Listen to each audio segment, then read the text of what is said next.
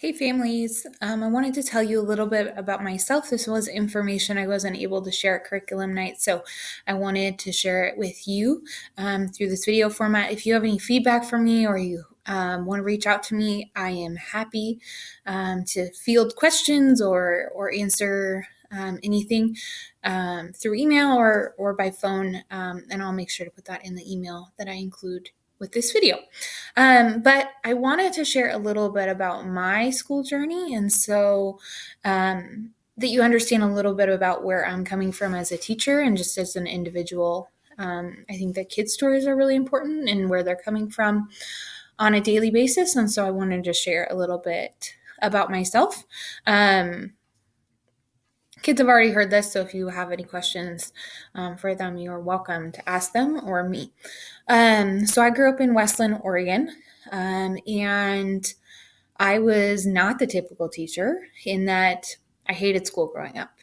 I hated everything about it. I kicked and screamed and did anything possible to not have to go to school. And so, fortunately, my lovely mother made me go to school and knew that it was an important thing for me and pushed me to really go through the hard stuff.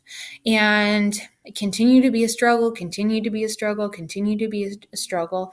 And so fortunately, my mom advocated for me as well as some of my teachers at that point and said, we need to get this kid tested potentially for a learning disability because she's not reading, she's not writing, she's not doing math like she should. And we don't think it's actually her dislike of school. And so we went through testing and found out that I have a learning disability and really significant anxiety. So those two things were contributing to my dislike of school. And it just got worse because then they pulled me out of my quote unquote normal classes to take me into special education classes away from all of my friends and the people that I enjoyed and knew. And looking back on it, I'm so thankful that they did that because I was able to read and write and do math, which is so critical to being successful in everyday life. And so that was something that I had to do for many years into middle school. And the entire time I thought of myself as dumb. I thought that I couldn't do school, that I wasn't a smart kid. And it was fortunately some school helpers as well as some teachers in later middle school and early high school that finally showed me through perseverance with working with me that I actually was smart and that it just took me more to understand information. It took me longer to process information. It took me longer to read and write and do all of those things. But it didn't necessarily mean that I was dumb or that I couldn't do it. It just was going to take more effort. And that was kind of the first time I had thought that about myself.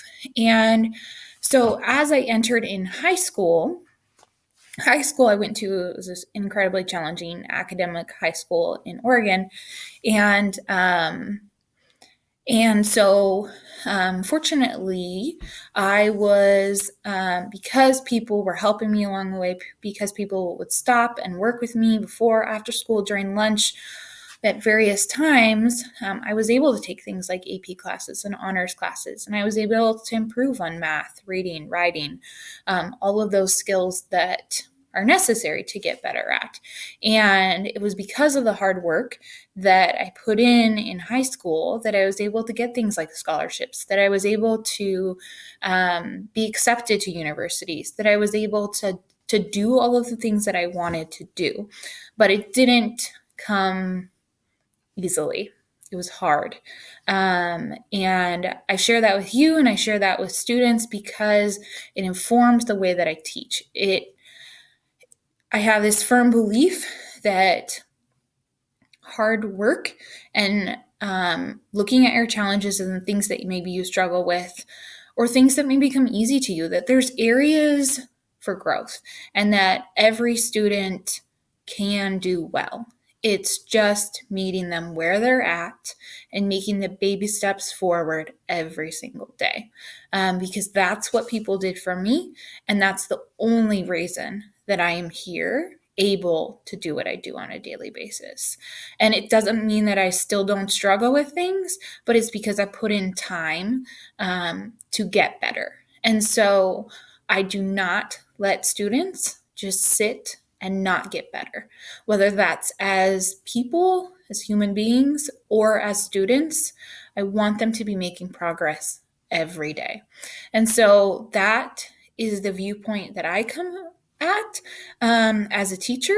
And obviously, that's going to look very different for each student, just like it did for me and my friends. But that's always my hope. And so that's just a little bit about my story. My husband and I do live in this community. And so you'll see us around at games or at Fred Meyer. Feel free to say hi. We just live in the area. We've got some chickens and ducks and a dog, and I have a horse. So we have made our home here, and so I love being part of this community and being able to share in what's going on in Monroe. So if you ever have any questions or you want to reach out to me at any point, please let me know. And hopefully it's helpful to learn a little bit about where I'm coming from.